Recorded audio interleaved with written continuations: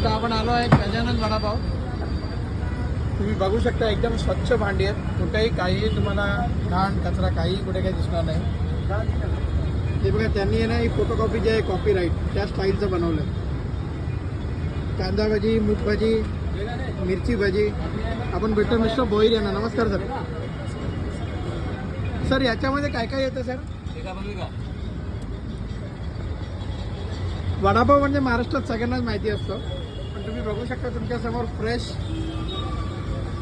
बनवलं जात आहे. त्यांची स्पीड बघा, एकदम शुद्ध तेल. सर तेल कुठं वापरतो आपण? रिफाईंड तेल वापरतो. Very good. म्हणजे आपण डोळ्यासमोर बघू शकतो की एकदम स्वच्छ वातावरणामध्ये. आता जस्ट समोसे निघालेत, पण आम्हाला वडापाव खायचे म्हणून आम्ही सरांसाठी थांबलोय.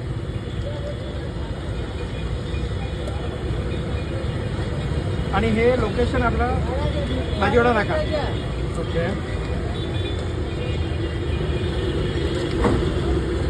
तळल्यानंतर त्या चण्याच्या पिठाचा रंगच सांगतो की किती उत्तम क्वालिटीचं मटेरियल आहे आतमध्ये.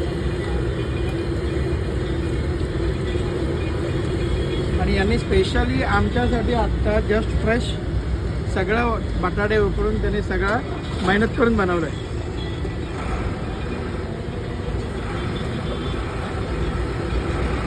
सर याच्यामध्ये आपण काय काय देतो?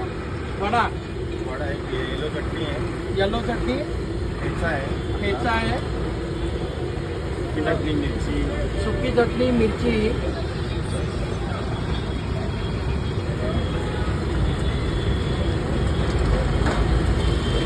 वा.